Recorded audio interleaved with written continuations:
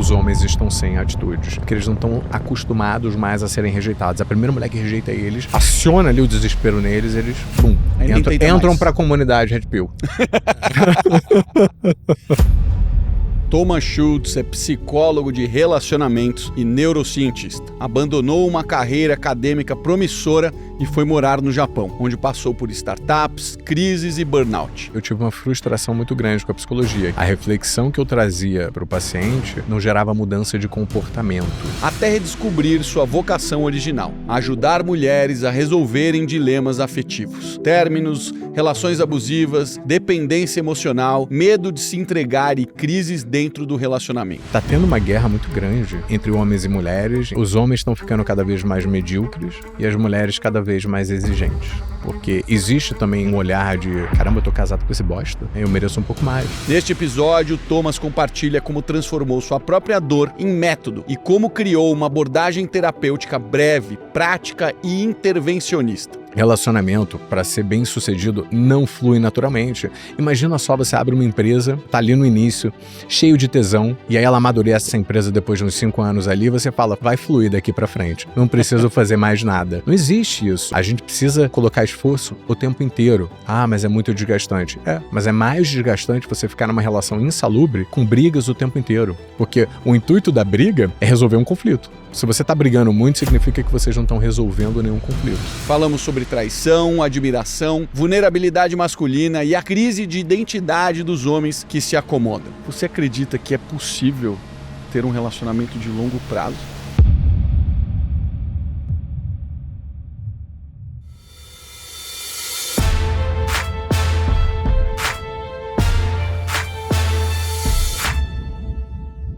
Thomas, qual que é a razão número 1 dos términos dos relacionamentos hoje? Já começa assim. Já começa pesado. Olha, eu vou dizer uma verdade inconveniente. Um dos maiores motivos é a traição. Uau! E o segundo maior motivo é o casal, eles foram para lados opostos dentro da relação. Porque quando você está num relacionamento de vários anos, a tendência natural do ser humano é cada um ir para um lado oposto. São duas pessoas diferentes juntas. É por isso que, para mim, o sucesso dos relacionamentos é reorientar a rota. Porque é natural, cada um, ao longo dos anos, a gente não é mais a mesma pessoa. A gente vai se transformando numa nova pessoa. E a outra pessoa também. Pelo menos essa é a expectativa, que acontece muito também, que uma pessoa fica parada no tempo, a outra pessoa vai se transformando e fica muito mais diferente ainda. A outra pessoa não acompanha. Mas a vida de um casal é justamente isso, ela vai crescendo, vai se reencontrando, vai se distanciando e se reencontrando. Então, esse é um dos motivos que eu vejo assim, um descolamento dos casais e que está relacionado também à traição. É isso que eu ia perguntar. Ele totalmente conectado. Ninguém Totalmente. Trai em momento de muita conexão, ou pelo menos faltaria muita congruência. Né? Seria uma exceção. Mas aí o que acontece? Quando vocês estão evoluindo e indo para caminhos opostos, o que acontece é que naquele momento de vida você está tão distante do seu parceiro ou parceira que você não tem nem mais afinidade com aquela pessoa. Você não se sente mais amado, desejada, você não tem mais afinidades, não tem mais aquelas conversas interessantes, e aí aparece uma pessoa de fora que está num momento de vida muito parecido com o seu. Que é um momento de vida que eu digo até de afinidades, de assuntos, ou então tá até com uma outra pessoa também casada e tá num momento de descolamento também da relação, que acontece muito na realidade, né? Muitas traições, na verdade, são duplas, entre casais casados. Ou não necessariamente? Então, ao mesmo tempo, no sentido que a mulher está casada e está conhecendo um cara, e o cara casado está conhecendo essa mulher. Então, ambos são casados. Eu atendo muitos casos de traição, porque... É quase que um conforto. Eu tô vivendo isso, você também, então, né? Não tem tanta pressão. Porque, como eu tive um paciente uma vez que me falou que... Eu tô rindo de tão absurdo que é. Ele me falou assim, dentro de relacionamento, com traição, eu só procuro mulheres casadas. Porque mulher solteira vai querer que eu me separe para ficar com ela. Vai ter uma pressão. Vai ter uma pressão. Então, é isso que tem de acontecer também. E uma frase que eu escuto muito, assim, uma frase assim que se repete o tempo inteiro no consultório, que é: a gente fica até de madrugada conversando, eu e o amante. Isso representa muita coisa. Representa que o amante está no momento de vida onde eles têm muito mais afinidade, muito mais interesses em comum do que o próprio marido que está em casa. Que não tem mais um interesse em comum naquela fase daquele relacionamento. Uma pergunta um pouco mais difícil do que essa. Você acredita que é possível ter um relacionamento de longo prazo? Possível é. Possível é. Como? Mas hoje em dia está muito mais difícil. O que seria um relacionamento de longo prazo? Porque a gente tem necessidades básicas. Conversar. Sim. E chega um determinado momento, eu já te conheço de um lado, do outro, do avesso.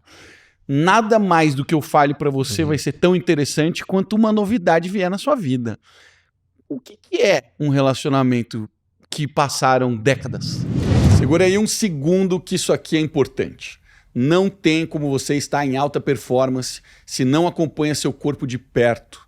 Treino e dieta são essenciais, mas se os seus marcadores de saúde estão desregulados, você nunca vai atingir o máximo da sua performance física e cognitiva. Por isso, exames regulares e acompanhamento médico fazem parte da minha rotina. No Espaço Volpe, eles cuidam disso com precisão, otimizando energia, longevidade e bem-estar real. Vai lá em espaçovolpe.com.br e diga que você veio do podcast Excepcionais para receber uma condição especial. Agora sim, bora voltar para o episódio. Para você ter um relacionamento que dure, é por isso que eu fiquei nervoso em responder, porque é raro hoje em dia. Por que é raro?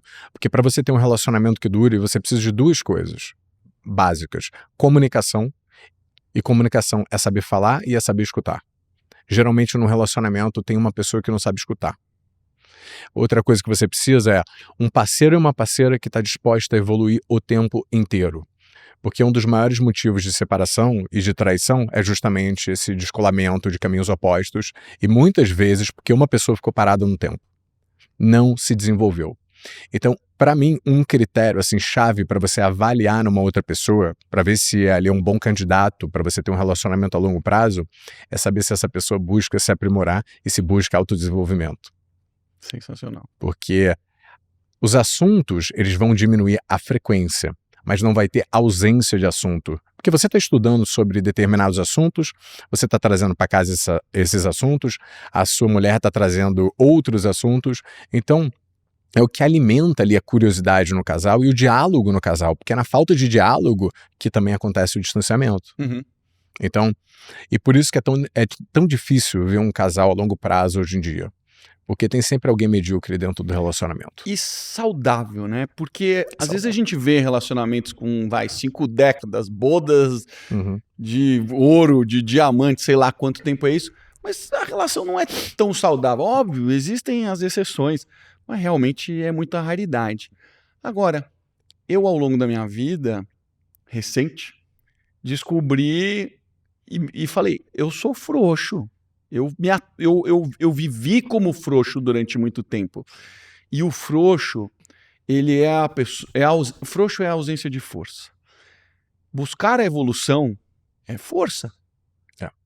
Buscar se conhecer, buscar a evolução constante é força.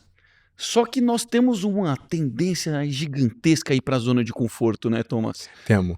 A gente tem uma tendência de ir para a zona de conforto e hoje em dia eu não uso mais essa expressão zona de conforto, eu uso zona de familiaridade, porque muitas vezes não é confortável, você está com uma inquietação, você não está satisfeito naquele lugar, mas é familiar, e aí você fica. Em relacionamentos acontece muito isso. Uma das pessoas entra na zona de familiaridade e não se esforça mais. Por que não é confortável? Porque a parceira está reclamando o tempo inteiro. Ou porque o parceiro está reclamando o tempo inteiro. Então fica uma situação desconfortável, mas é familiar. E aí entra uma outra expressão também, que é você entrar numa zona de acomodação. Que aí é quando você não aplica mais nenhum esforço na relação. E relacionamento é esforço contínuo. A gente vem de uma crença que relacionamentos fluem naturalmente. Relacionamento, para ser bem sucedido, não flui naturalmente. Imagina só, você abre uma empresa, você está ali no início, cheio de tesão, e aí ela amadurece a empresa depois de uns 5 anos ali, você fala, vai fluir daqui para frente. Não preciso fazer mais nada. Não existe Não tem isso. mágica, Em qualquer esfera da nossa vida, a gente precisa colocar esforço o tempo inteiro. Ah, mas é muito desgastante. É, mas é mais desgastante você ficar numa relação insalubre com brigas o tempo inteiro. Brigas que não chegam a nenhuma resolução. Porque o intuito da briga é resolver um conflito. Total. Então, se você está brigando muito, significa que vocês não estão resolvendo nenhum conflito. Isso significa que as pessoas não aprenderam a conversar sobre as coisas que precisam ser conversadas? Porque é uma delícia. Pô, vamos tomar um chopp, vamos comer, vamos no cinema. Estamos falando sobre amenidades, mas me conta sobre seu pai. Me conta sobre a sua mãe. Como é que foi sua infância? Como é que foi a infância do seu pai e da sua mãe? Essas são conversas extremamente profundas que eu tô num relacionamento razoavelmente novo. A gente tá há 7, 8 meses. Cara, eu já conheço a vida dela pregressa profundamente, o que é possível dentro desse tempo, e ela a minha. Porque eu tenho curiosidade. Mas, ao mesmo tempo, existem alguns pilares que às vezes as pessoas evitam. Por exemplo, vamos falar sobre o antigo relacionamento? Ah, não quero falar sobre isso. É o comportamento tradicional de todo mundo. Não, vamos falar assim. Isso é muito importante para eu entender o que você viveu e você entender o que eu vivi. É duro? Depende do significado que você dá. Para mim é extremamente natural. Mas eu acho que para a maior parte das pessoas é muito duro. A gente está falando de conversas que precisam acontecer. As pessoas não sabem conversar? Não, as pessoas não sabem conversar. E o que você falou me faz pensar muito no papel da vulnerabilidade entre o casal. Que é você ser transparente com a pessoa que você está junto e não ter medo de demonstrar suas fraquezas. Mas para isso você precisa de uma parceira que não perca a admiração por você estar mostrando a sua fraqueza. Eu quando comecei a namorar, eu tô namorando, e quando eu comecei esse namoro, depois de poucos meses, assim, eu acho que foram 1 mês ou 2 meses, eu virei pra ela e falei assim, eu preciso te dizer como eu funciono. Legal. Porque de vez em quando eu sou uma pessoa insuportável.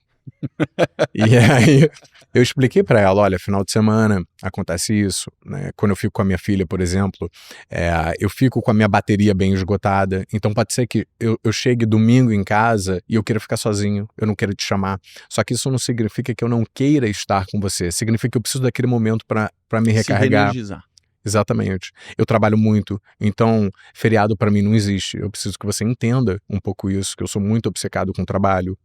Então eu fui mostrando pra ela lados meus que são difíceis num relacionamento. Pra ela, qual é o motivo de eu ter feito isso? Pra ela não achar que é alguma falta nela, algum problema com ela. Porque quando a gente não verbaliza pra pessoa e a pessoa sente que a gente tá um pouco afastado ou a gente teve um comportamento diferente, ela tende a achar que o problema é com ela. Será que eu tô muito grudenta? Será que eu não tô dando espaço? Será que eu? E ela não pergunta. Usualmente as pessoas não perguntam. E elas dão um significado. Isso é um fato, né? O significado a pessoa dá, né? Ou então ela pergunta e o cara não, ele não tem aquilo muito claro dentro dele. Não, esse sou eu, tô sendo normal. Ele não tem essa autopercepção. Legal. Em relação a conversas difíceis também, aconteceu esse final de semana agora, que foi, a gente fez 10 meses, eu e minha namorada, ela virou pra mim e falou assim, a gente não teve a nossa conversa de 10 meses. Que legal.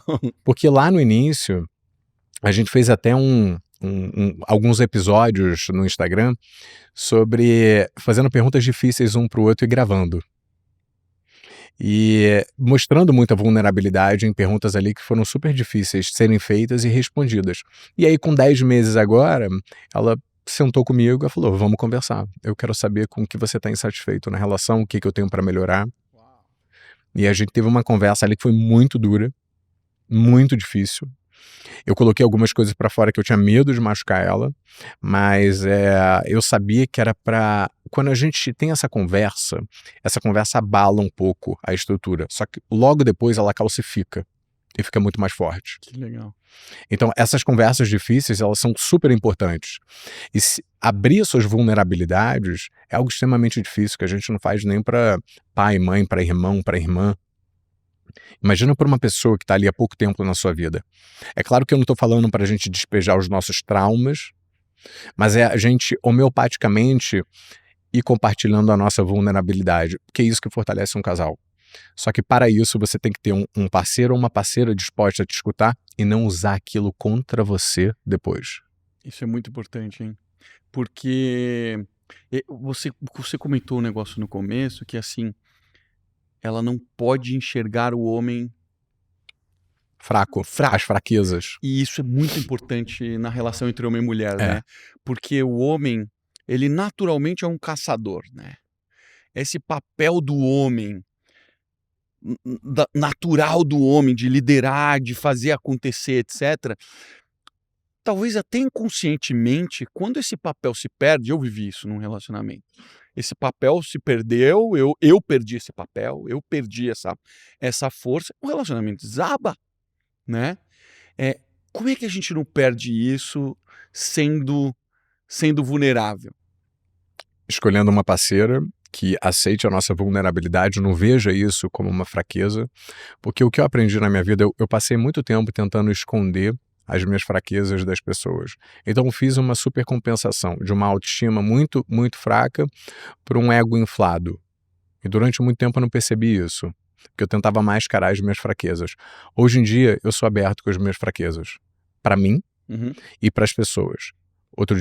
Há uns meses atrás eu estava com um amigo, a gente saiu para tomar um chopp e tal, e eu comecei a falar algumas coisas para ele, que eu virei para ele e falei assim, eu estava quase que contando assim os louros que eu tinha conquistado, aí eu virei para ele e falei assim, sabe por que eu tô te contando isso?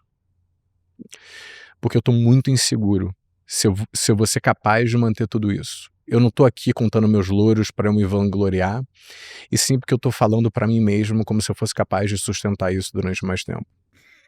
Deve ser interessante ser amigo de um psicólogo, porque você tomou consciência naquele momento de que você estava Naquele momento, você tomou consciência. naquele momento, ele olhou pra mim e ele é uma das pessoas que mais conhece. Eu sei.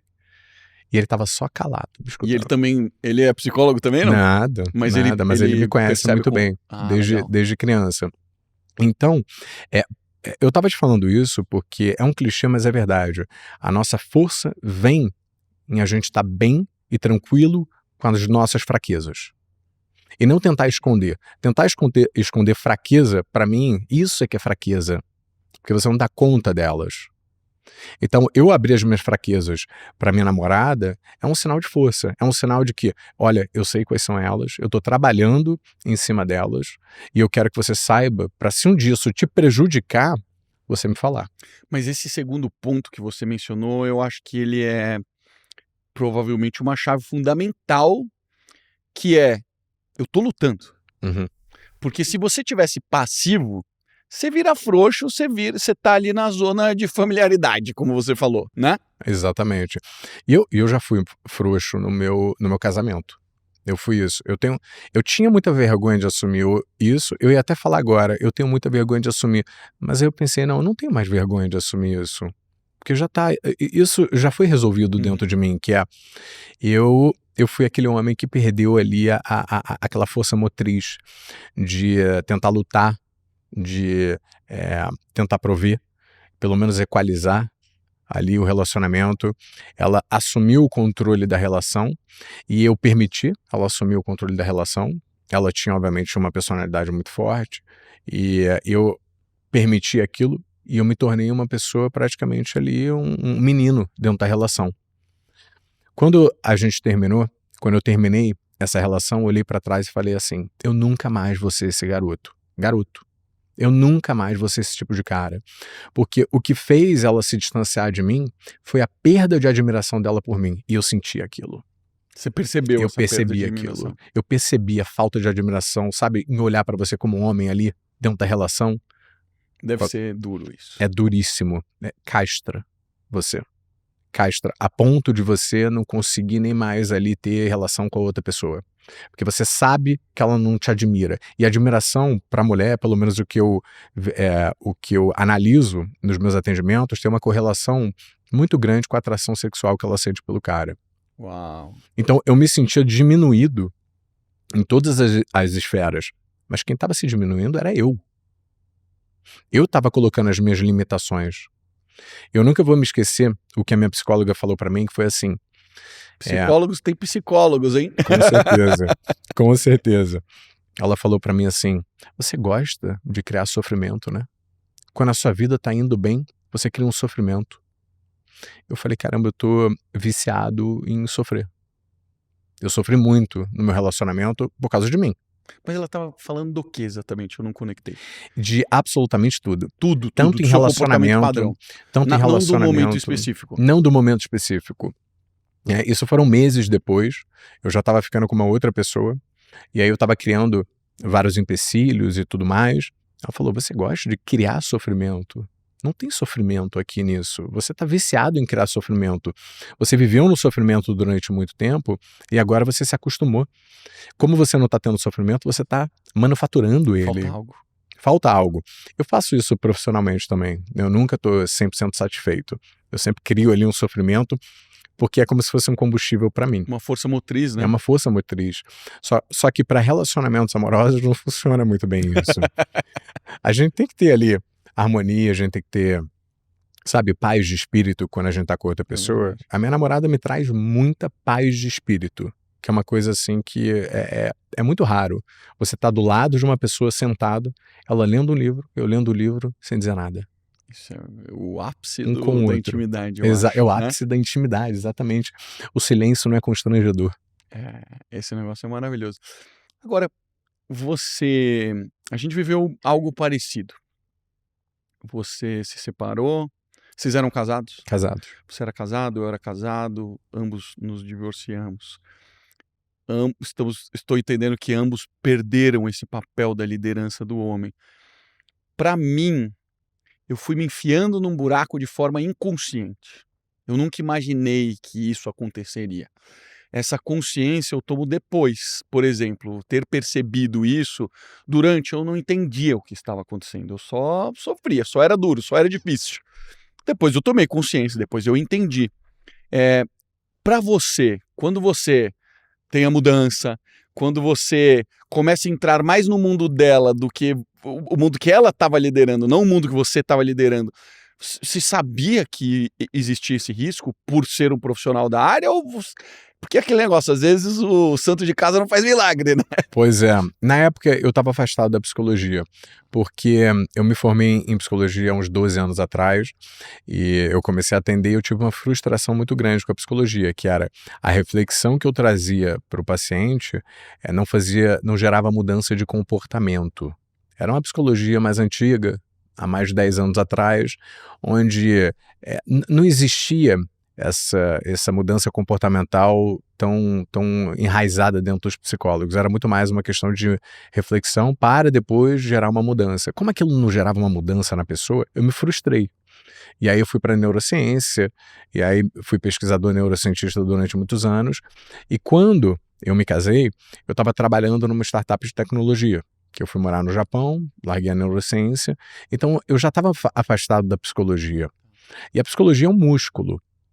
Porque se a gente não está exercitando aquilo no dia a dia, a gente vai perdendo aquela habilidade. Uhum. Porque o que a psicologia é na realidade? É uma capacidade de analisar o outro e também de se autoanalisar. Como eu estava afastado disso, era tudo muito... eu tinha uma névoa. Assim, eu não tinha tanta clareza naquilo.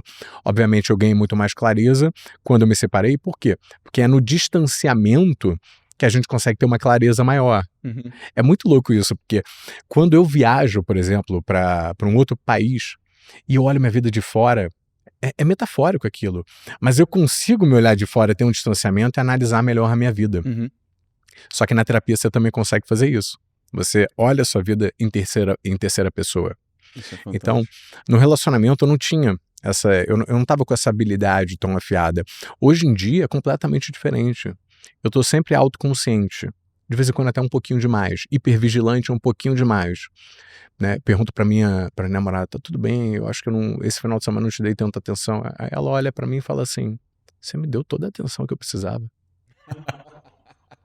Então é uma autocobrança assim maior. Porque a gente quer, porque você quer evoluir, né? Você quer evoluir, exatamente. Né? Foi ontem que a gente gravou com o Jonas, né? Ontem a gente gravou com o Jonas, que é cara, o Jonas é um cara maravilhoso, ele estuda uma filosofia indiana, hindu, chamado Vedanta. E ele fala assim: a gente precisa olhar para a nossa vida como a gente olha uma árvore, como a gente olha um objeto. Porque é difícil você olhar para você sem os vieses que você já tem.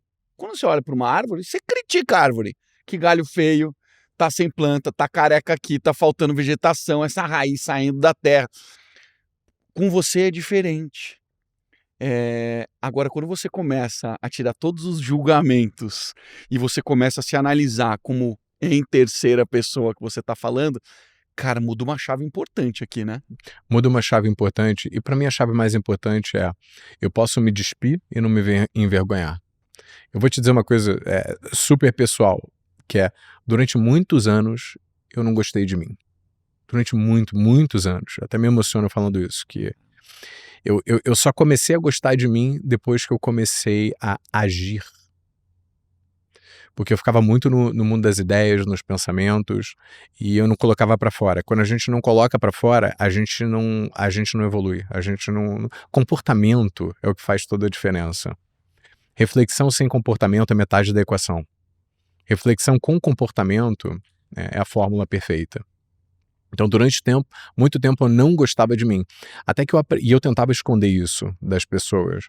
Quando eu comecei no Instagram, o que eu fazia era, eu colocava para fora o que eu estava sentindo, o que eu estava pensando, porque eu não tinha quase nenhum seguidor. Na época eram 400 pessoas, 500 pessoas. Então, ninguém sabe, mas eu comecei o Instagram não com finalidade profissional. Mas o início, acho que o primeiro ano foi como um exercício de me expor e colocar para fora quem eu era.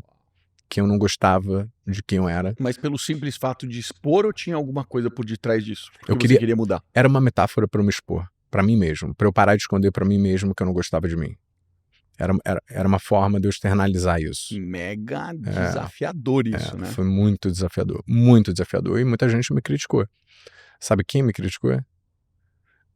Os amigos. Quem mais te ama. Exatamente. Os desconhecidos aplaudiram. É lógico. Falam: caramba, que força você tá aqui fazendo isso. As pessoas próximas, você tá se expondo demais. Acharam que isso ia te prejudicar. E muito pelo contrário, me fortaleceu. Te catapultou. Hoje em dia, quando eu recebo algumas críticas específicas no Instagram, eu paro e penso: caramba, essa pessoa tá falando algo que eu não tô querendo escutar, mas que é verdade. Porque você sentiu. Porque eu senti aquilo, me incomodou aquilo que ela falou. E ela tá coberta de razão. Eu tô tentando esconder. Eu tô tentando esconder aqui que eu não deveria ter falado isso, ou então que eu não me comuniquei da forma correta, ou então não tive alguma responsabilidade, isso, aquilo. E eu tô me defendendo. Eu tenho uma característica de me defender atacando.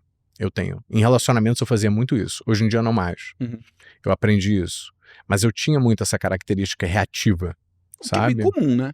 É bem comum. Principalmente quando você cresce num lar onde tem muita reatividade.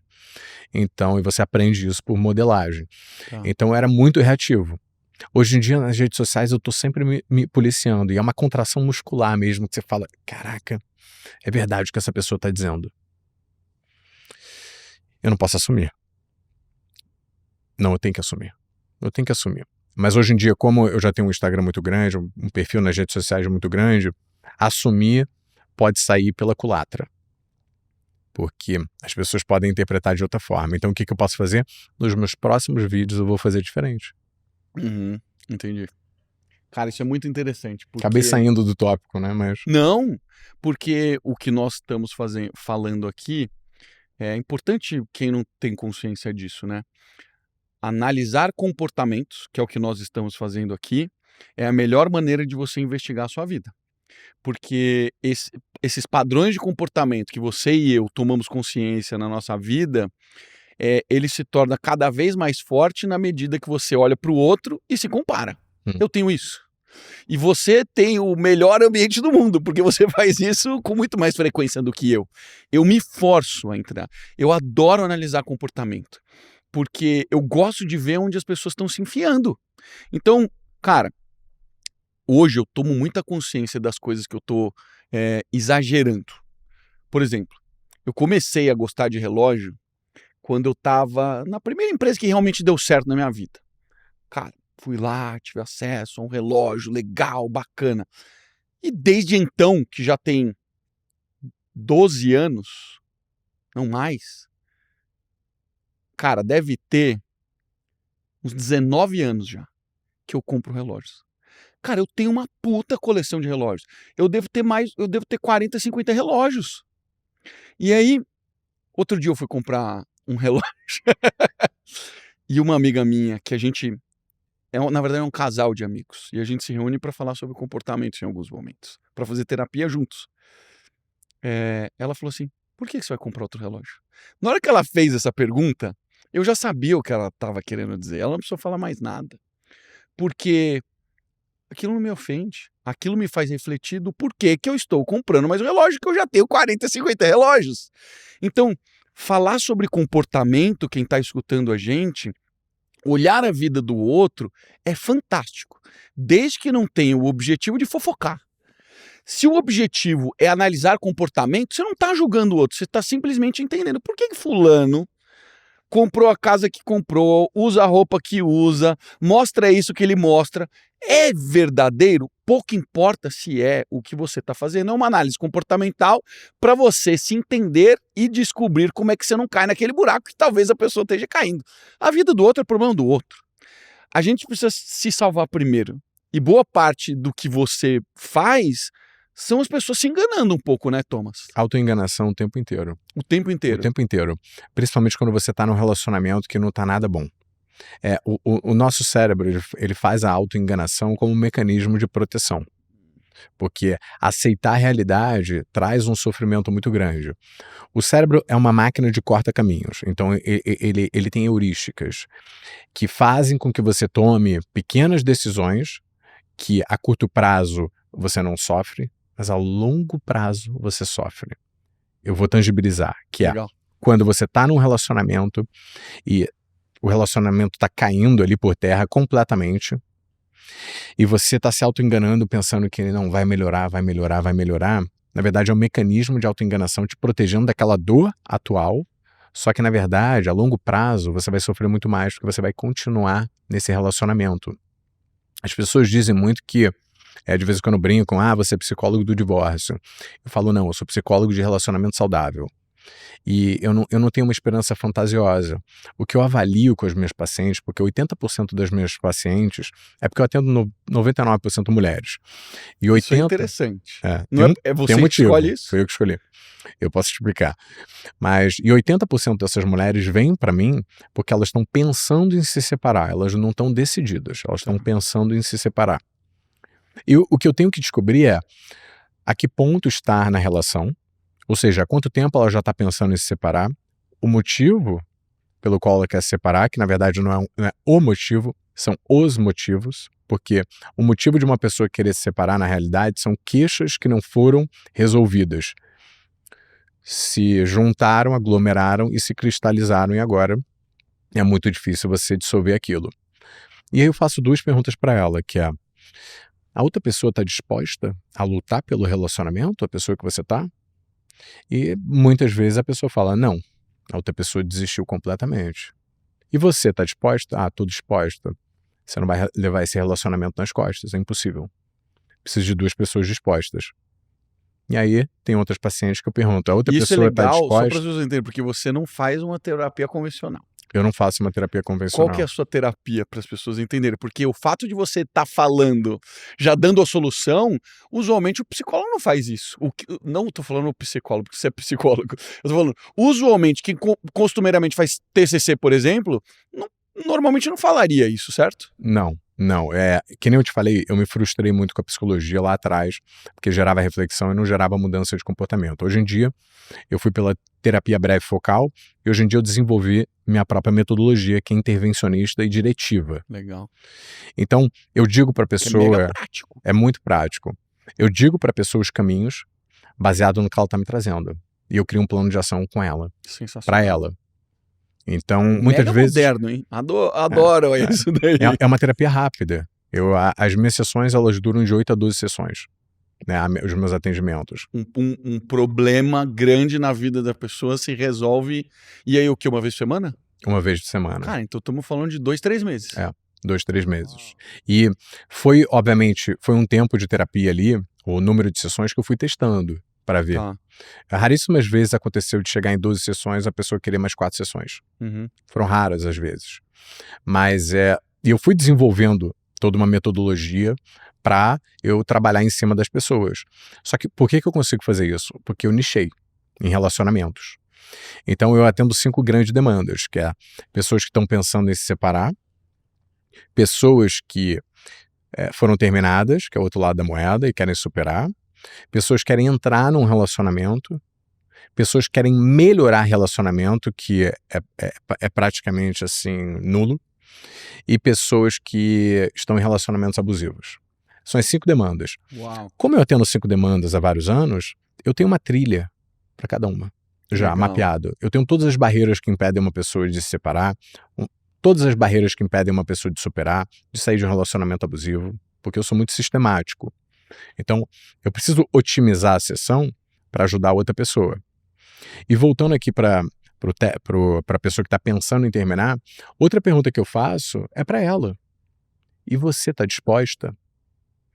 Porque quando a outra pessoa está disposta, eu tenho que virar a pergunta para ela. E você está disposta? A maioria das vezes é não estou disposta. Mas. Então, se ela não está disposta, não adianta a gente ficar ali, sabe, investigando mais a fundo aquilo. Porque não é por aí a solução. Não é por aí. A solução agora é qual é a estratégia para você sair dessa relação. Porque terminar uma relação, pedir um divórcio de muitos anos de casamento, não é algo fácil. Não é algo fácil. Aí entram várias barreiras que te impedem de se separar, mesmo você querendo. E aí que eu entro com o meu protocolo, porque eu já sei quais são todas as barreiras. E aí eu vou trabalhando em cima dela. E a cada sessão, ela tem ali um plano de ação para fazer. A próxima sessão, ela tem uma mudança, porque o intuito não é ela desabafar comigo. O intuito, ela tá vindo para mim porque ela quer mudar um comportamento, ela quer que gere uma mudança de comportamento nela. Uhum. Então, é isso que eu estimulo. Então, assim, eu joguei tudo pro alto e falei, ou vai ser do meu jeito ou vai ser do meu jeito na psicologia, porque eu não vou atender naquele modelo antigo. Cara, sendo bem sincero, eu sou extremamente crítico, porque eu já vi situações de pessoas que convivem com aquele problema e fazem terapia há 10 anos e não mudam absolutamente nada das suas vidas. Cara, eu falo, não é possível que isso é tão ineficiente assim, sabe? Cara, eu experimentei muitas coisas na minha vida, e uma das coisas que eu faço uso constante são os psicodélicos. Então eu faço uso de psilocibina, eu faço uso de ayahuasca, e tudo isso me dá muita consciência, me ajudou a construir esse entendimento da minha vida, né? E eu já introduzi muitas pessoas nesse universo, e às vezes é uma situação dessa que muda tudo na vida da pessoa. E 10 anos em terapia, não muda o comportamento, aí a pessoa passa por uma sessão de ayahuasca e magicamente acontece. E a gente sabe que não é magicamente, porque a resposta está lá dentro, né, Thomas? Exatamente. O que falta para mudança? É porque, por exemplo, psicodélicos, o que faz é que tira uma camada, tira a camada que protege a gente de si mesmo. Tira o córtex pré-frontal. Tira o córtex pré-frontal e a gente fica muito mais aberto a se enxergar. É por isso que tem muita mudança. Mas desculpa, qual era a sua pergunta? O que falta para as pessoas mudarem? Porque e assim, o seu método é super assertivo, porque ele é objetivo. 10 anos a pessoa investigando um problema. Cara, a gente já sabe o caminho, a gente já sabe o que precisa fazer, você já sabe, a pessoa já sabe, mas ela não muda. O que falta usualmente para as pessoas que estão remoendo esses problemas durante anos e mesmo fazendo terapia não mudam? Então, aqui que está o problema. Quando você está numa terapia há 10 anos, lidando com as mesmas questões, significa que não está mais gerando uma melhora. O que está gerando? Ruminação. Você se habituou a ficar falando daquele problema e não em resolver o problema. Legal. Então você cai dentro de uma armadilha. É por isso que, pessoalmente e profissionalmente, hoje em dia eu acredito em psicólogos especialistas, não mais generalistas. De nicho mesmo, de nicho, tipo o que você faz. Porque o único motivo para eu receber uma paciente e depois de uma única sessão ela falar para mim, olha, em uma sessão com você, eu resolvi algo que eu estou tentando há anos na terapia resolver. Por quê? Porque eu sou especialista naquilo, naquele nicho de relacionamentos. A outra profissional, ela é uma generalista. Imagina só, ela atende depressão, ansiedade, luto de uma morte, ela atende separação, aí ela atende problemas familiares. Ela não tem ali as mesmas ferramentas de uma pessoa que se especializa naquilo dali. Ela traz uma metodologia, por exemplo, da TCC, que eu acho que é fantástica, mas ela tenta adaptar aquilo a todo tipo de demanda que ela recebe. E aqui que está o problema. Se você se especializa em algo, você desenvolve a metodologia que você vê funcionando para aquilo. Então, eu acho que a primeira coisa é você buscar um psicólogo que seja especialista. Legal. Que é difícil, mas está cada vez maior, principalmente no ramo de relacionamento. Tem gente que é especialista em dependência emocional. Tem uma colega minha que é especialista em dependência emocional. Legal, não sabia. Então, Que era tão nichado assim. muito nichado. As pessoas têm medo de nichar, né? É verdade. E Por se quê? elas soubessem o que a gente sabe, porque eu sei que você é de negócio, se elas soubessem o poder do nicho, né? É impressionante. Que é o pensamento tudo ou nada. O reducionista, que é se eu nichar agora eu não vou conseguir abrir nunca mais, eu vou ficar preso a isso e tal, que não é verdade. Então eu tô tentando mudar, eu criei um Instagram novo agora para tentar mudar um pouco a psicologia no Brasil. Eu tô de pouquinho, passinho em passinho. Um novo além do Além seu do pessoal. meu pessoal, que é um Instagram fechado. Tá. Né? Eu comecei há umas 3 semanas, só com terapeutas. Então, eu tento mudar um pouquinho a visão que elas têm da psicologia. Porque hoje em dia o que as pessoas querem não é terapia. E é aqui que tá. As pessoas não querem terapia. O que elas querem? Resolver problemas. A gente se perdeu no meio. Sabe? A gente vem de um meio, o psicólogo vem de um meio, né? Faça terapia, é bom para a sua saúde mental. Não. O que você quer alcançar? Eu sou só um veículo. Qual é o resultado? Qual o resultado que você quer alcançar? É claro que é importante eu distinguir aqui que existem certos tipos de terapia que são para autoconhecimento e que você pode ficar anos com a pessoa. Eu tenho minha psicóloga de anos e que é uma delícia porque ela sabe toda a minha história. Mas não é para resolver, é para me autoconhecer. É um processo que não termina ali, sabe? Mas ao mesmo tempo eu estou resolvendo questões que são pontuais. Mas existe, obviamente, eu faço essa distinção entre 2 tipos de psicólogos, que é o de autoconhecimento e de resolução de problemas. O problema é que está todo mundo achando que faz autoconhecimento, mas na verdade ele tinha que se dividir e se tornar uma força motriz, um catalisador para gerar mudança de comportamento. Eu tenho recebido muitos relatos no meu Instagram e eu fico assim um pouco chocado, para falar a verdade, porque eu falo sobre coisas da minha ótica. Tem muita gente que me manda e fala assim, fala sobre isso. E eu não posso falar porque eu não vivo isso. Eu só falo sobre o que eu vivi. Então o que eu tô falando é porque eu vivi, são as porradas que eu tomei. E eu normalmente ataco o homem porque eu fui esse homem. Então eu normalmente ataco o comportamento do homem. Eu falo sobre o ponto de vista da mulher porque eu não fui aquele homem, eu fui o cara que faltou. Só que às vezes eu recebo alguns relatos, a maior parte das vezes, eu recebo relatos de mulheres querendo que eu fale sobre assuntos para que o marido dela veja aquele vídeo e tome consciência. Pela minha amostragem, eu diria que 90% dos homens entraram na falta de evolução. Se largaram. Pararam de evoluir. Pararam no tempo. Não que a mulher não tenha, porque eu sempre vou lá investigar. Vou ver se a mulher tá bonita, se ela tá se cuidando, se ela tá com a vida arrumada, né? A gente consegue perceber se a vida da pessoa, se ela posta com frequência, a gente consegue perceber se a vida dela tá arrumada, tá se cuidando. E às vezes não tá também. Então, aí eu fico pensando, eu falo, cara, as mulheres adoram comentar os meus posts quando eu bato no homem. Porque ela fala, vê, o problema é lá. É tipo assim, é como se ela estivesse apontando o dedo pro homem. Mas eu falo para você tomar consciência. E as pessoas adoram quando eu aponto o dedo. E eu não tô apontando o dedo por apontar o dedo, eu tô apontando o dedo para você olhar para sua vida, porque a mudança é por dentro, certo? Me parece que quando eu falo sobre o outro ângulo, o homem não aponta tanto o dedo assim. me parece ser algo concentrado na mulher. Você, como especialista em mulher, que conversa com mulher, existe uma diferença? Infelizmente existe. O que você falou é a mesma percepção que eu tenho, que chegam muitas mulheres para mim, óbvio que a minha amostra é enviesada porque eu atendo mulheres, reclamando que o cara parou no tempo completamente. Vários casamentos são dissolvidos por esse motivo. Porque o cara parou no tempo, aí vem um cara de fora, ela passa a admirar mais, ou então ela quer terminar, porque ela já está de olho numa outra pessoa, um outro modelo de homem, que ela tem ali um pouco mais de admiração e atração do que o cara que se acomodou na vida.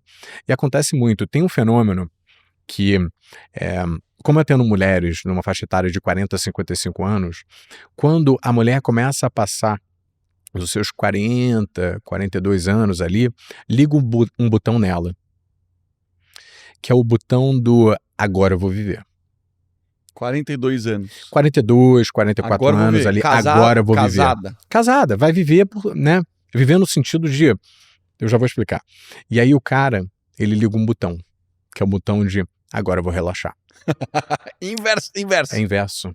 E por que isso acontece? A minha hipótese é que a mulher, ela assume vários papéis dentro do casamento que deveriam ser compartilhados. Principalmente cuidar dos filhos. Hoje em dia, ter ali o mesmo patamar financeiro do cara, né, correr atrás, estar no mercado de trabalho. Então, responsabilidades que deveriam ser compartilhadas no lar e na vida são sobrecarregadas em cima das mulheres. Quando chega ali com os 40 e poucos anos, que os filhos já estão um pouco maiores, a vida já está um pouco mais equilibrada financeiramente também, ela vai aproveitar a vida. E o cara que já estava aproveitando, porque a gente tem essa visão de que o papel do cara é só trabalhar e não é ajudar dentro de casa, ou seja, ele estava com as costas livres, ele resolve relaxar e a mulher agora que está com as costas livres, ela resolve viver a vida. Então existe um descompasso gigante nesse momento de vida, 44 anos ali mais ou menos. É óbvio que acontece com mulheres um pouco mais velhas, mas eu vejo isso acontecendo em vários casais. Ela está no momento de vida, e são exemplos assim que parecem banais, mas representam muito, que é, pô, eu quero viajar, sabe? Eu quero aproveitar, eu quero ir para a Turquia. E o cara fica vendo televisão, vendo futebol dentro de casa, sabe? Eu quero sair para jantar, e o cara não quer, porque pode pedir iFood dentro de casa. Então, eu vejo esse fenômeno acontecendo muito. Cara, isso também. É um pouco aquela onda que você fez. É. Esse é um dos momentos que o casal se separa. Exatamente. Se afasta. Exatamente, se afasta. Porque não tem mais ali os mesmos interesses que a outra pessoa tem. Só que, quando você está com uma pessoa, com um cara que está sempre buscando evoluir, é muito difícil o cara entrar nessa zona de acomodação. É muito difícil. Só que nem você falou, que você aponta o dedo para esses caras porque você um dia foi assim, eu faço o mesmo. Eu chamo esses caras de medíocres, porque eu fui medíocre durante muito tempo. Então faço o mesmo movimento. Então eu aponto. E é o que eu digo, as mulheres querem caras incríveis e fantásticos, e os caras reclamam. Ah, mas as mulheres querem tudo isso, querem isso, aquilo. Existe muita competição, é impossível, isso e aquilo. Você é um cara que tem dinheiro, é um cara que é boa pinta, é diferente para você. Aí eu sempre respondo para essa comunidade Red Pill. Eu sempre respondo, então por que você não vem pro meu lado? Ao invés de ficar criticando, ao invés de ser abraçado pela sua comunidade e se sentir aconchegado, por que você não vem pro meu outro lado? Porque eu sofri muito. Eu saí da casa dos meus pais com R$1.500. É bem diferente. Eu nasci em berço de ouro.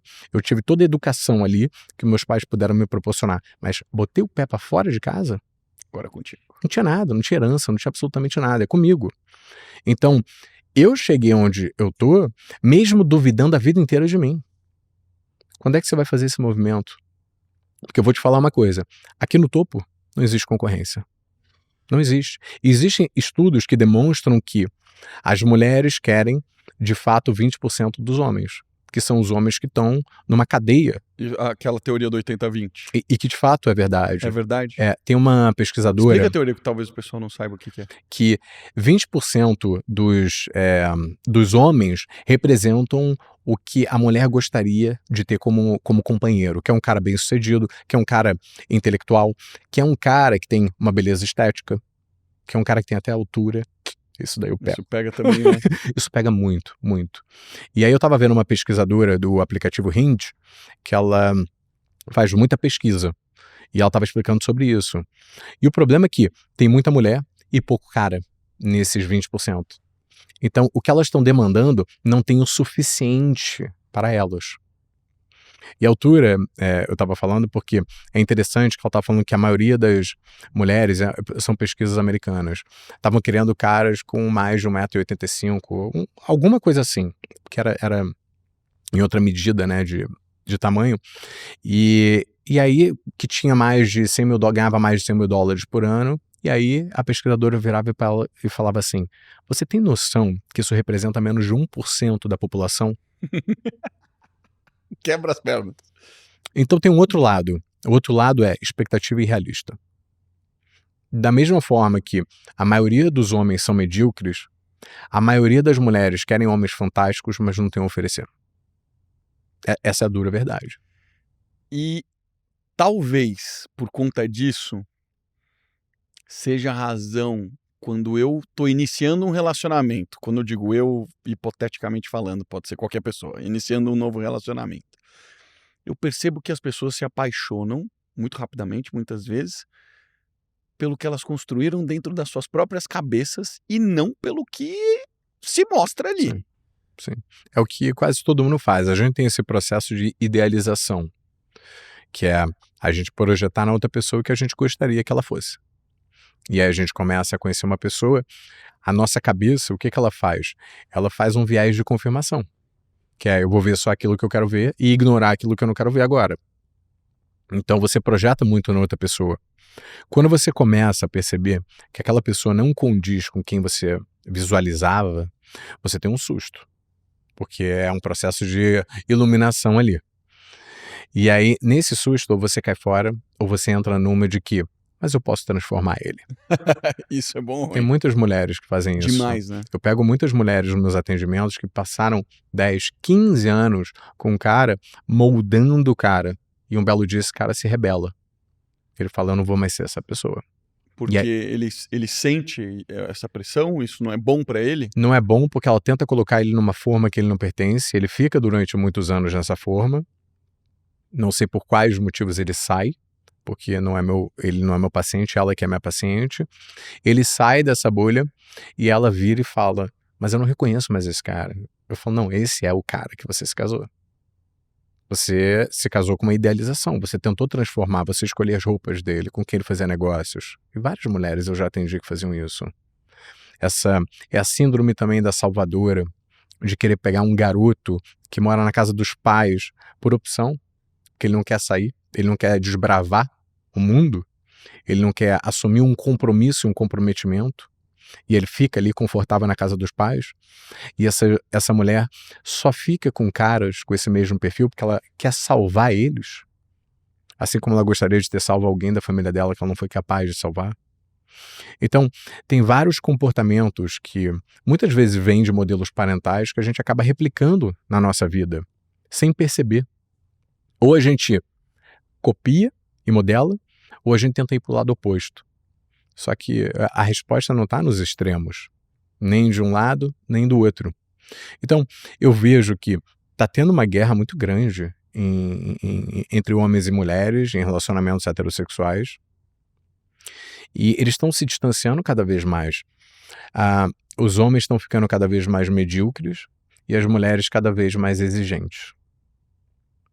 Isso é, assim, uma receita para frustração de gerações.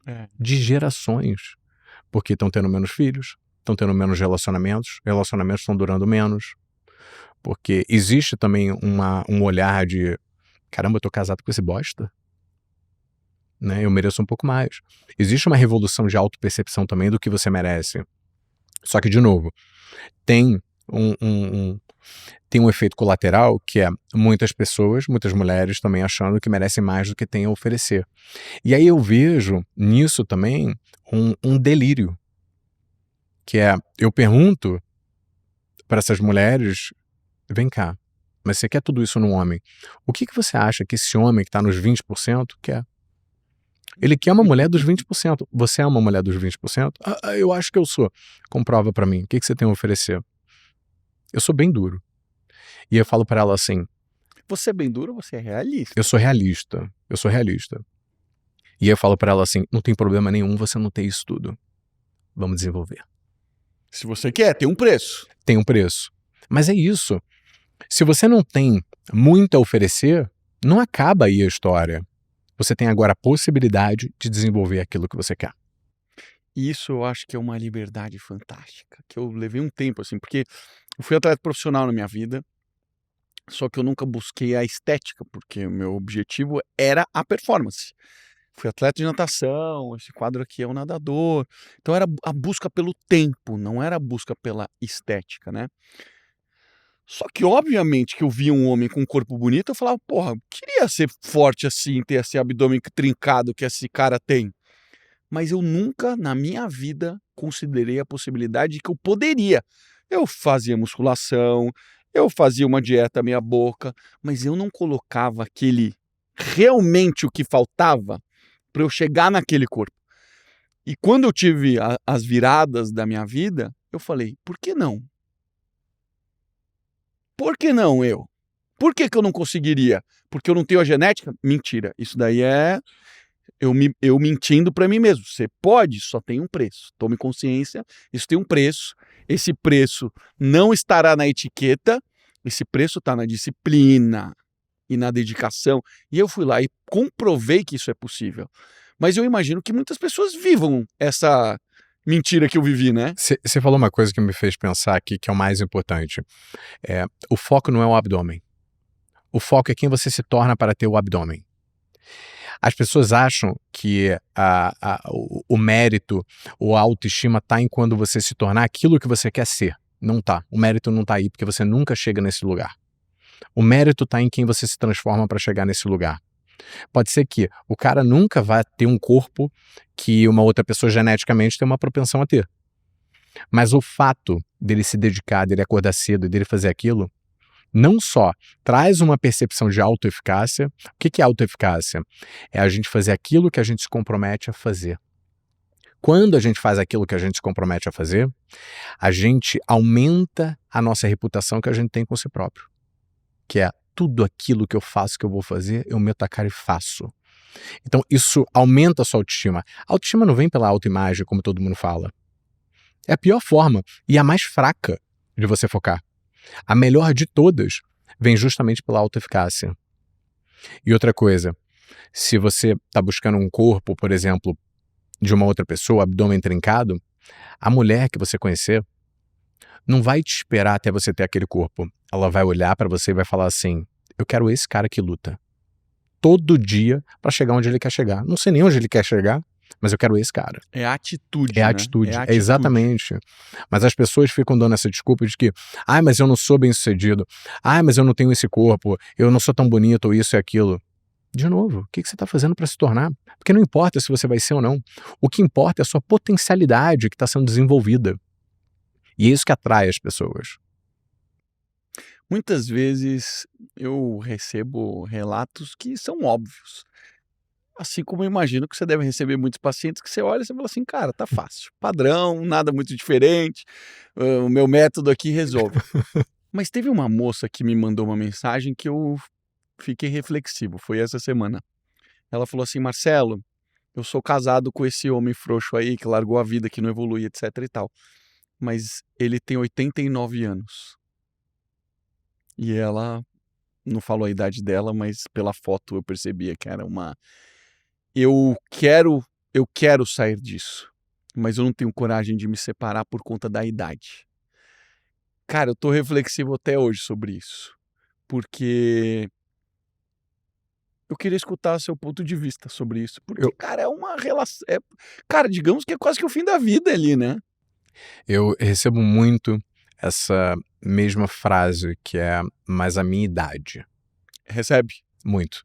E você sabe o que é mais louco? Eu escutei ontem, de uma menina de 29 anos. A idade é um limitador a quantidade de mulheres que pensam nisso como um limitador é gigantesca. É claro que a sociedade é muito mais ali rigorosa e preconceituosa com a idade da mulher do que com a idade do homem. Isso é indiscutível. Mas eu vejo eu vejo que isso está se extrapolando a partir do momento que eu atendo uma mulher de 29 anos que está preocupada em se separar por causa da idade e ela vai ficar sozinha para sempre. Eu escuto isso de mulheres de 30, mulheres de 40, mulheres de 50. E como eu falei, eu atendo uma gama de 40 a 55 anos, atendo muitas mulheres na faixa ali de 50 a 55 que se separaram e hoje em dia vivem muito mais do que uma mulher de 30 anos. Obviamente por causa de uma outra fase de vida, mas aproveitam muito mais, ficam com outras pessoas, têm relacionamentos depois disso. Mas essa ainda é uma questão. A gente tem que analisar dados, que é o maior medo delas não é a idade em si, é porque se separar com uma certa idade pode representar o fato delas ficarem sozinhas para sempre. Porque a gente vive numa sociedade onde um homem, teoricamente, escolhe uma mulher mais jovem. É uma predominância.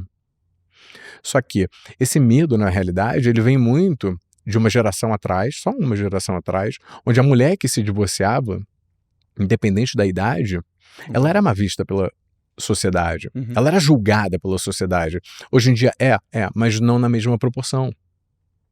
Outra coisa também que acontecia era que, como é que você conhecia uma outra pessoa? Através de um círculo social de amigos, que eram apresentados, né? Ah, tem um fulano aqui para te apresentar. Então, a possibilidade de você conhecer uma pessoa, há uma geração atrás, era reduzida. Hoje em dia, o divórcio ele já não tem tanto preconceito quanto antes, ainda tem, mas não tem tanto, e a possibilidade de você conhecer uma outra pessoa não é a mesma, é muito maior hoje em dia. Porque você tem vários círculos sociais, as pessoas são mais sociáveis, as pessoas saem mais, tem muito mais bares, restaurantes, tem redes sociais, aplicativos de relacionamento. Agora, é o que eu sempre falo, possibilidade e qualidade não é a mesma coisa. Quantidade e qualidade não é a mesma coisa. Então, o papel antigamente era você conseguir encontrar uma pessoa que você pudesse ter um relacionamento. Quando você se divorciava era muito mais difícil. Hoje em dia, o seu papel não é mais encontrar uma pessoa, é triar uma pessoa, é escolher uma pessoa num mundo de pessoas medíocres. Exatamente esse ponto que eu queria entrar. Você mencionou os 5 principais casos que você costuma tratar. O terceiro me chamou muita atenção. O terceiro é a pessoa iniciando um novo relacionamento. Eu acho que eu nunca consideraria a possibilidade de um homem fazer isso. A mulher até considera, porque ela normalmente é mais criteriosa com esse tipo de coisa. Mas imagino que seja tão comum. Quero entender se é comum, se não é. E o que é trabalhado. Porque eu quero que as pessoas que estão no relacionamento entendam o que são os pilares que fazem um relacionamento dar certo, ter longevidade, ter saúde. Tá, resposta teórica de livro. Confiança na outra pessoa, comunicação, tem que ter, a aceitação da outra pessoa. Esses são, para mim, assim, os pilares mais importantes. E a admiração. Sem admiração, o relacionamento ali não funciona. Agora, antes disso tudo, você precisa saber de uma coisa. O que você busca dentro de um relacionamento? Porque o que é importante ter? O que é importante para você?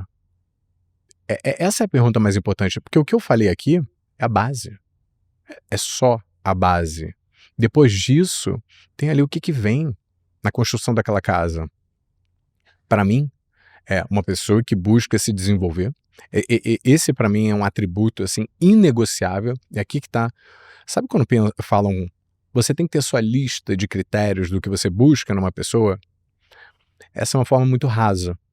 O que você tem que ter é uma lista de critérios com características negociáveis e inegociáveis. Aqui você traz muito mais densidade para sua escolha, que é, olha, eu gosto de estética, adoro estética, eu sou fascinado por beleza. E se eu não for tão bonita assim, é inegociável? Não, para mim não é inegociável, eu posso abrir mão disso, se tiver outros atributos. Busca de aperfeiçoamento intelectual, de autoconhecimento, inegociável para mim. Fazer exercício físico, inegociável para mim. Porque para mim diz muito sobre a pessoa. O quanto ela enfrenta o desconforto. Não é pelo corpo em Pra si. mim também é. É pela luta, É pela luta. se cuidar. Exatamente, pela mentalidade, pela luta. Então tem características que são super importantes ser família. Para mim, assim, se você teve uma família que não é uma família unida, não foi culpa sua. Mas se você é uma pessoa família, que gosta de estar com a minha família, gosta de estar ou com a sua família, ou o que for, para mim isso é inegociável. Porque se você for uma pessoa que quer me ver longe da minha família, ou não é sociável familiarmente, não vai dar certo, é inegociável. O que você acha que é importante para você? Quais são as características que você busca? O que é inegociável para você? Ser bem tratada? Para muita gente, tem gente que gosta de ser maltratada, por incrível que pareça. Pois é. Por incrível que pareça. Eu tenho uma pessoa que não é mais meu amigo. Ele é uma pessoa extremamente abusiva. Ele é uma pessoa abusiva e ele encontra mulheres abusivas. Ele não é o caso clássico de um abusador com uma pessoa que é abusada. Ele é o caso menos clássico de um abusador com a abusada. Esses relacionamentos, eles se encaixam. É mesmo? Ele gosta de abusar e ser abusado. Fisicamente mesmo. Ele encontra mulheres que batem nele. Uau.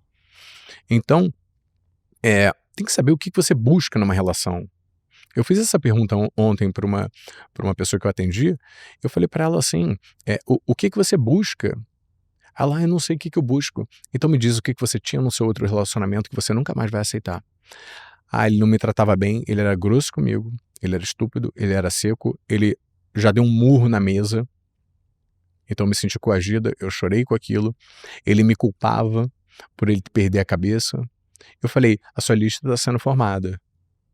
Você quer um cara que seja gentil, um cara que seja carinhoso nas palavras com você, um cara que seja controlado, que tenha um controle emocional e não exploda. Então, quando a gente não sabe o que a gente quer, é só ver o que a gente teve, que a gente não gostou e inverter isso. Que fantástico. Eu tenho um amigo, cara, eu sempre cito ele porque ele me ajudou. Eu nunca tinha parado para refletir sobre como que se escolhe um amor. E tem vários estudos que falam que essa é uma das decisões mais importantes da vida. Pois é. Eu vi um estudo recente, acho que nos Estados Unidos, que o momento que nós mais acumulamos riqueza é depois do casamento. Você chegou a ver isso? Eu vi, é bizarro isso. Bizarro, cara. Então, se você escolhe a pessoa certa, cara, tem tudo para você progredir junto, para você se desenvolver, né?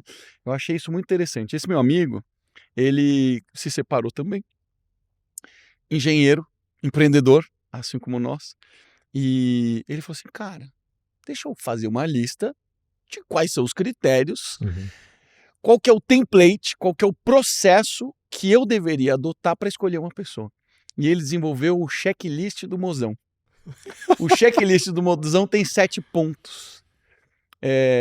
Eu não vou lembrar todos de cabeça, depois quem tiver interesse pesquisa lá, é o do Vabo23 no Instagram, mas ele fala o seguinte, visão de longo prazo, os que eu lembro, visão de longo prazo, um negócio legal, cara, a nossa vida se encontra, mesmo a gente queira, você quer ter filho, eu não quero, você quer ir para a Austrália, eu quero ficar no Brasil. Que é uma pergunta que ninguém faz sobre filhos. Sobre filhos, né? Ele fala sobre isso, ele fala sobre valores, ele fala sobre família e o entorno que você mencionou aqui. Ele fala um pouco sobre as borboletas no estômago. Tem um último momento, ele falou, cara, eu não sei explicar isso, então eu deixei por um negócio que não dá um pouco para explicar com palavras o que é que eu tô sentindo, mas estar com você é maravilhoso e tal.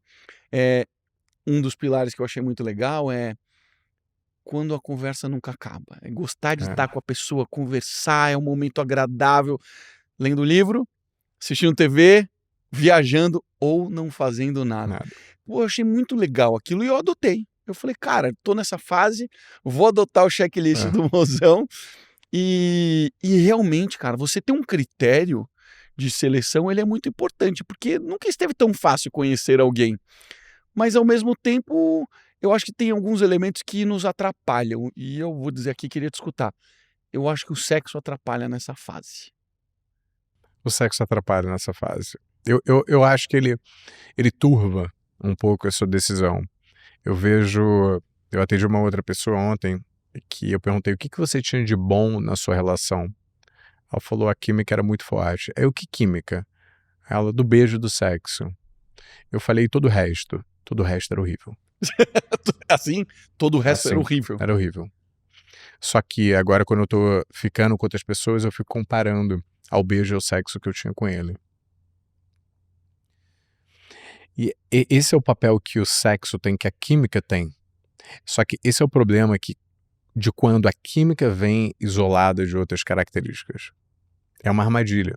Porque qual é o mundo ideal? O mundo ideal é a gente ter uma pessoa que tem várias características que a gente espera numa outra pessoa, mais a química, o sexo. É difícil isso. É como acertar na loteria? É.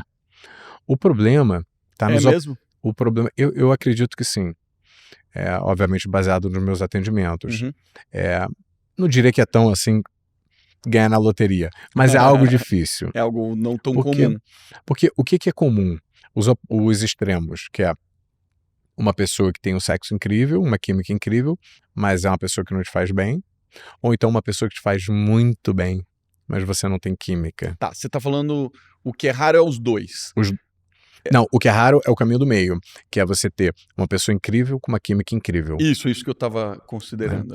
E os extremos Legal. é o que mais acontece, que é um sem o outro, que é o sexo sem ali todo o resto e todo o resto sem o sexo. Legal. Eu recebo muitas perguntas de mulheres falando, eu tô com uma pessoa maravilhosa, mas a gente não tem química, o que eu faço? É uma das perguntas mais difíceis que eu recebo. É mesmo. Porque não tem uma resposta simples e clara para dar para ela. Eu pergunto, qual é o papel do sexo na sua vida? E na dele. E na dele também. Porque se o sexo tiver um papel fundamental nos seus relacionamentos, você está num relacionamento insuficiente. Porque ele nunca vai ser suficiente. Eu sou psicólogo de relacionamentos.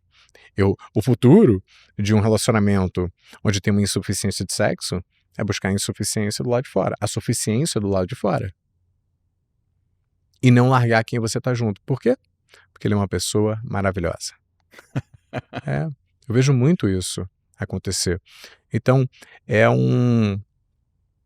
você chega nessa zona, é uma zona onde você tem muita dificuldade de tomar uma decisão, porque tá tão difícil você encontrar uma pessoa que seja boa, uma pessoa que te trate bem, uma pessoa que você admire, que quando você encontra e você vê a falta do sexo, você fala, meu Deus do céu. Isso aqui não é nada.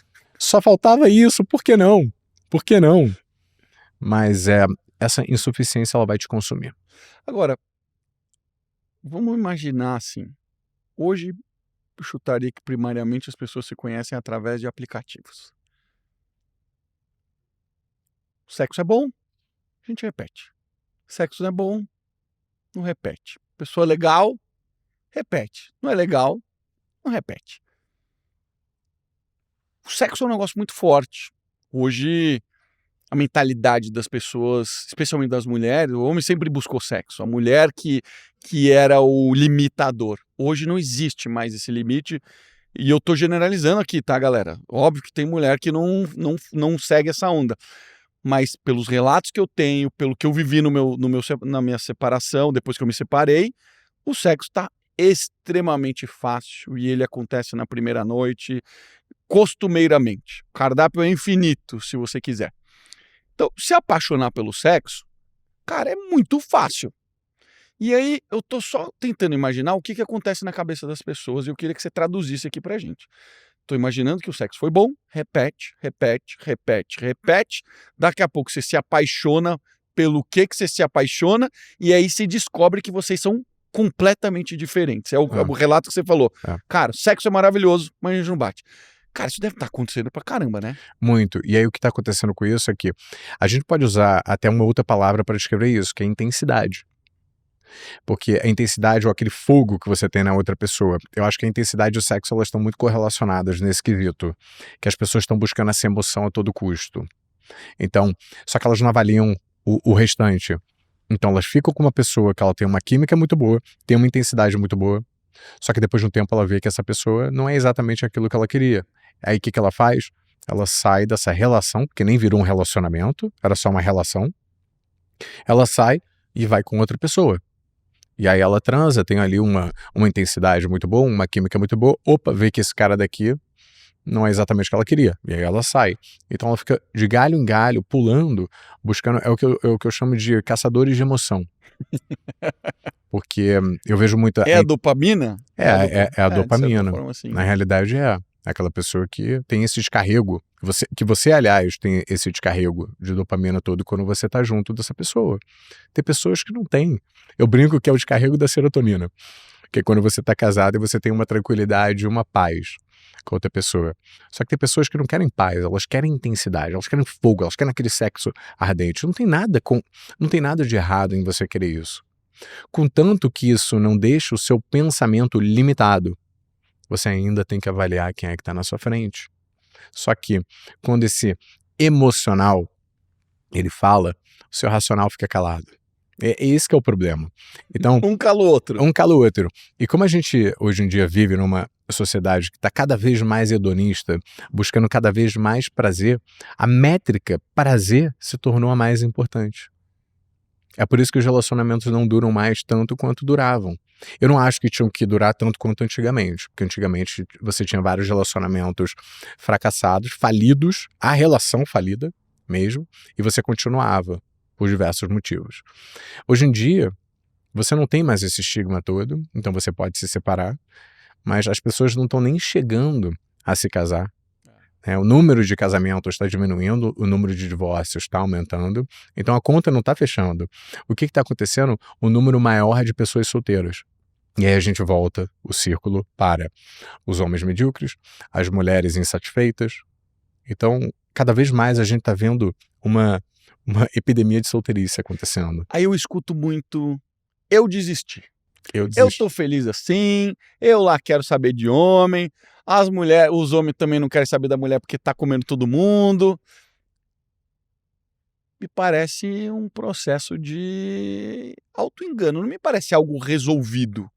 Porque se é uma pessoa que tá resolvida, se fosse resolvida, ela nem estaria falando aquilo. Não tá resolvido. Me parece um impasse ali, que ela tá indignada com a situação que vive, porque pelo jeito nunca encontra alguém à altura. Todo mundo me pede, Toledo, faz o Tinder do Toledo. Sabe aquela brincadeira que o pessoal faz no perfil para conhecer pessoas que têm os mesmos valores? Mas me parece que as pessoas estão não querendo enfrentar esse problema, né? Elas estão desistindo. O que acontecia antigamente era muito conformismo. Como você não tinha muita opção, você se conformava com a pessoa que você estava junto e você tentava melhorar a relação quando possível. Hoje em dia, você não precisa mais se conformar porque tem muitas opções. Só que o que também tem é um baixo limiar à frustração.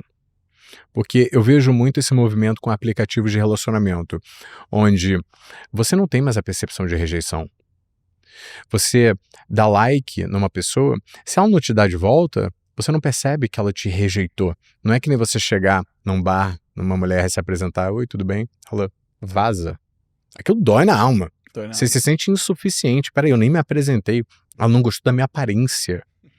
Então, aquilo dói, é uma rejeição. O que a gente faz? Vai para outra. Por quê? A gente lida com a rejeição enfrentando ela, se dessensibilizando. Hoje em dia existe um excesso de sensibilização à rejeição. Aplicativo de relacionamento, você não tem rejeição, você tem ausência de match. O que não causa aquele impacto. Então, a gente tem uma geração de pessoas que não sabem nem mais conversar, muito menos lidar com a rejeição. A frustração, qualquer coisa já frustra as pessoas. Então, eu sempre digo para as mulheres que eu atendo que estão solteiras, que olha, vamos ser simples e direto aqui. Para você alcançar o cara que você quer, você vai ter que se frustrar com 10 outros caras. Se você tiver sorte, vão ser 10. Porque geralmente é mais. Porque a gente tem que saber que para a gente ter uma recompensa, que para mim é uma das maiores da vida, que é você encontrar uma pessoa para você passar o resto da sua vida junto, num relacionamento saudável, para você ter esse tipo de recompensa, que é o santo graal, você tem que passar por um grande risco. Você tem que enfrentar frustração. Não tem jeito. Eu desisto. Sinto muito. Quem não vai desistir vai pegar o homem que você gostaria.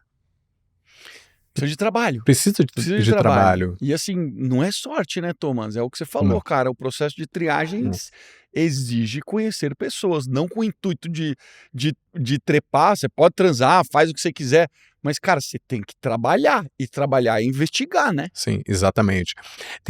Eu atendo muitas mulheres que têm uma cabeça de que eu acho que a predominância, que é eu vou esperar.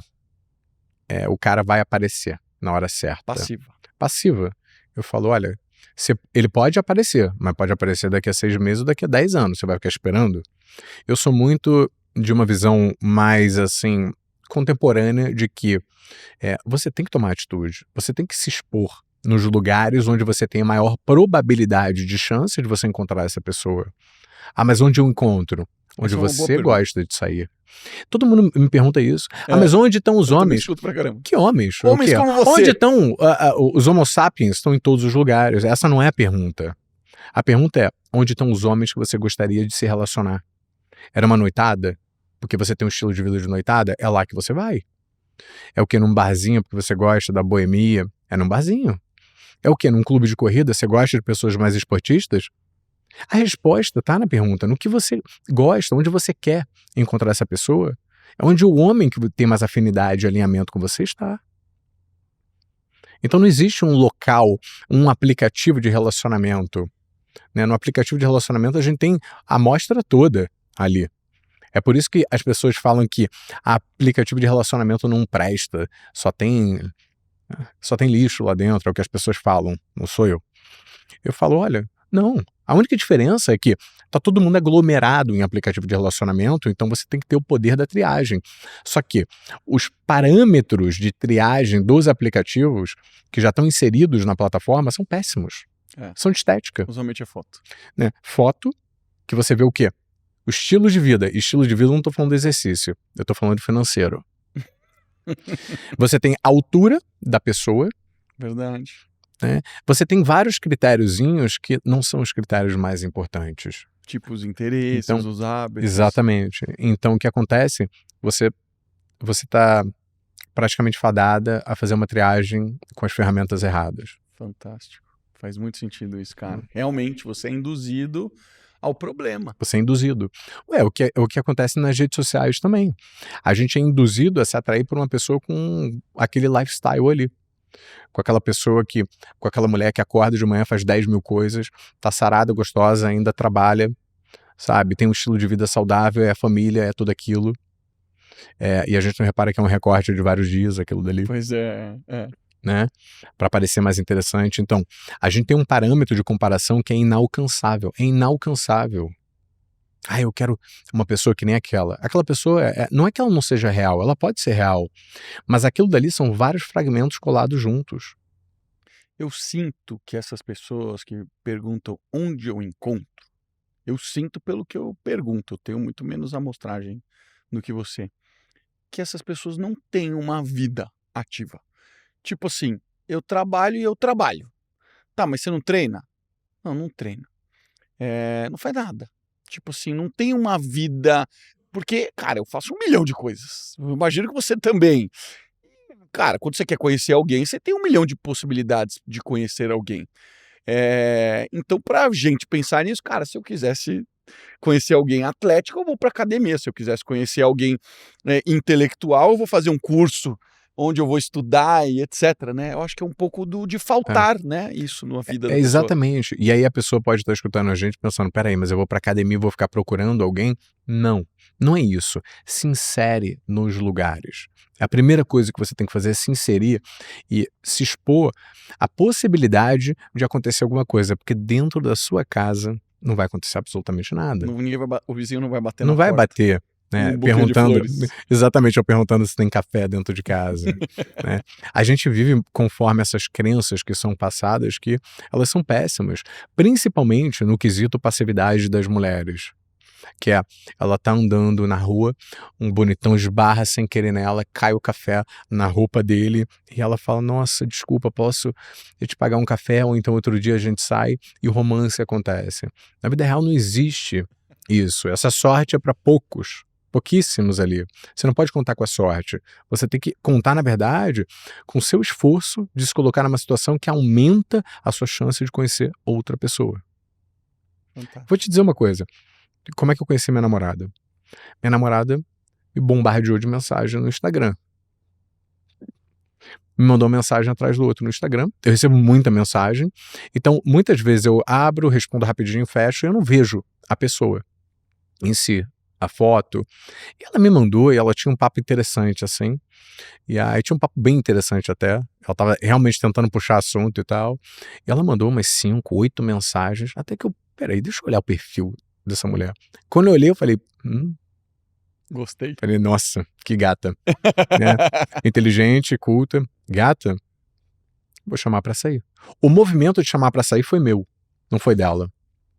Mas é ela que fez o movimento ali que eu não seria capaz de fazer. Eu não teria encontrado ela nas redes sociais. Impossível. Mas ela, de certa forma, fez o movimento, deu a deixa pra mim, que olha, eu sou interessante, né? Tá aqui. E eu fiz o movimento. É isso que eu digo de você ir atrás daquilo que você quer.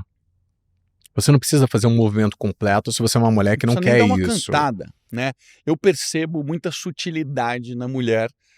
Hoje eu declaro muito, né? A minha namorada, a gente tá o tempo inteiro junto, as mulheres percebem, então eu não recebo tanta cantada assim. Mas às vezes aparece uma desapercebida que não olhou, não viu, falou, nossa, que gato. É raro ser assim. É raro uma mulher ser mais ostensiva. Eu vejo a mulher, ela puxa um assunto e dá uma deixa. Se você quiser, você continua, deixa. Se você não quiser, não continua. Então, não é que ela tá sendo super delicada.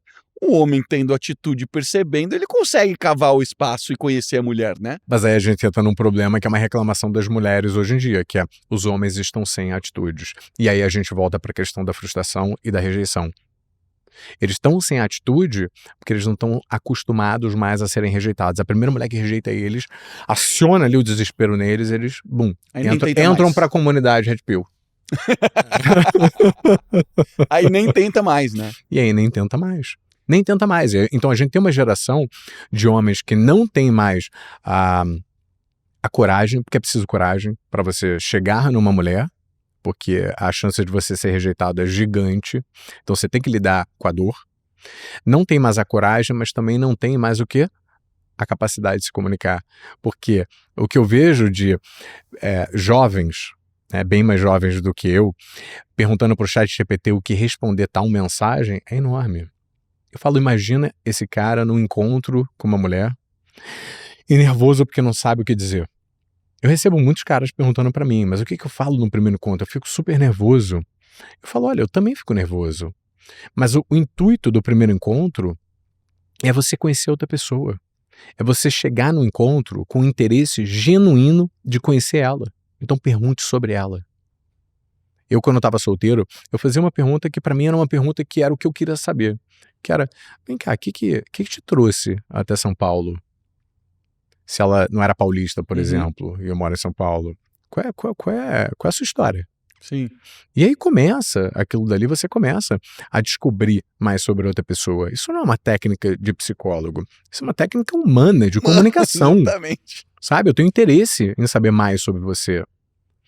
Então as pessoas não sabem mais conversar, porque tudo virou texto. Texto é um modelo de comunicação onde você tem tempo para pensar na resposta, muito tempo. Você pode agora perguntar até para o ChatGPT qual é a resposta que você dá. Pois é. Então as pessoas estão perdendo cada vez mais essa capacidade também. Cara, pra mim foi um choque quando eu descobri que as pessoas tinham dificuldade de ficar nervoso, de perguntar. Eu não imaginava isso. E as pessoas olham pra mim hoje e falam, pô, mas você é podcaster. Mas não, eu nunca tive esse problema. Porque, cara, é só me conta da sua vida, o que você faz, o que você gosta, você treina, você não treina, né? Me conta sua vida. E, poxa, não é que você vai ficar com a pessoa 10 horas, você vai num jantar, então você vai ficar 2 horas ali com a pessoa, 3 horas no máximo, né?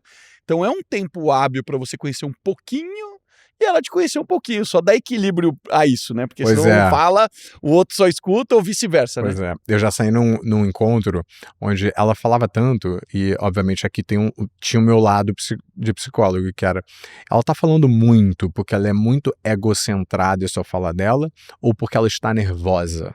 Tem esse É detalhe. bem diferente. Eu descobri que ela era extremamente egocentrada e depois fui comprovado que ela era muito egocentrada. E aí a gente saiu algumas vezes, eu vi que ela era muito egocentrada a ponto de ser arrogante. E eu virei pra ela e falei assim: olha, foi um prazer. Espero que numa próxima vez você possa me conhecer também. Uau! Naquele momento, ela naquele momento se atordoou. Eu entrei no Uber e fui embora. Deve ter sido uma... Espero Foi. que o significado que ela tenha dado para Eu aquilo espero. tenha sido... Cara, não foi uma ofensa. Cara, olha o seu comportamento. Olha, é que nem você sair com um cara, né? O estereótipo de São Paulo, do cara que é do mercado financeiro e que só fala dele. Né, o quanta vantagem ele tem, quanto dinheiro ele conquistou. Cara, a mulher enche o saco desse cara cantando vantagem o tempo pelo inteiro, amor achando de que ele é Deus. foda. E não fez uma pergunta pra ela. Ou seja, ele só falou dele.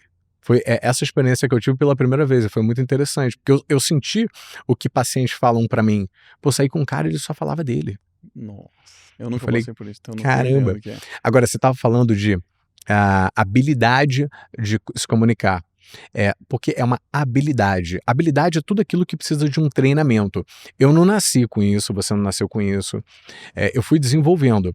Só que eu só fui desenvolver a habilidade assim, de me comunicar com uma mulher depois de mais velho, depois dos 30. Uhum. Porque depois dos 30 eu comecei a ganhar certa confiança, autoconfiança. Eu nunca tive. Eu sempre tive problema de autoestima.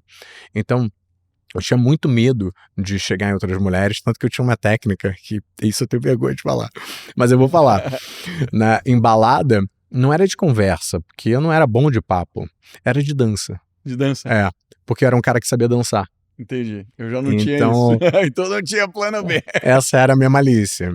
Né? Depois mudou, hoje em dia eu já não sei mais dançar, mas sei me comunicar. Mas é uma habilidade desenvolvida. O cara que fala, mas eu tenho vergonha, eu tenho isso e aquilo. Muito bem, então comece. Como é que você começa? Outro dia, eu ensinei uma mulher. Outro dia não, isso já faz um tempo. Eu ensinei uma mulher que não sabia se comunicar muito bem. E ela queria se comunicar porque ela ficava tão nervosa com um homem que não fluía. Eu falei pra ela assim, vamos lá pra trás. Vamos fazer um exercício básico essa semana. Eu quero que você entre no elevador, olhe pra uma pessoa no olho e fale, bom dia, boa tarde, e você olhe para o lado sem olhar para baixo. Porque as pessoas que são mais envergonhadas, elas fazem o quê? Bom dia. Se esconde. E elas olham para baixo. Ou puxam o celular e quer olhar para baixo. Né? Tudo bem que o elevador é uma área desconfortável, porque cada um invade a bolha social do outro, tudo bem. Mas até você tá andando, né? E aí você cumprimenta um porteiro, alguém que tá passando no condomínio, você fala bom dia, e aí você olha pro lado e segue. Pro lado, a mudança que isso faz na sua confiança, porque sempre que você olha para baixo, você você se diminuiu para você mesmo. Hoje em dia é muito engraçado, porque quando eu não tava namorando, por exemplo, eu vi uma mulher e aí isso aconteceu uma vez na minha academia. Eu olhei pra ela assim, falei, pô, que mulher bonita. E aí ela olhou pra mim e ela veio na minha direção e ela não tirou o olhar de mim. Ela tava indo pra mesma máquina. E ela olhou pra mim, aí eu olhei pra ela, esperando ela desviar o olhar, não pra baixo, pro lado. E ela não que eu vi que ela era uma pessoa de atitude. Ela não desviou. Eu falei, tudo bom? Oh, tudo bom. E ficou uma batalha de quem iria desviar o olhar. É mesmo? Mulher forte, homem forte. Foi muito doido isso. Isso foi porque, obviamente, eu comecei a reparar mais nas sutilezas dos comportamentos, principalmente visual.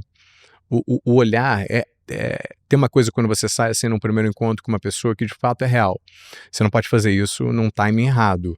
Mas quando a conversa tá ficando um pouco mais íntima, a pessoa tá se soltando, você vê, é você fazer triangulação olhando para a boca da pessoa. Isso é básico. Sim. As pessoas fazem isso automaticamente. Ficar fazendo essa triangulação, que demonstra um interesse sexual na outra parte.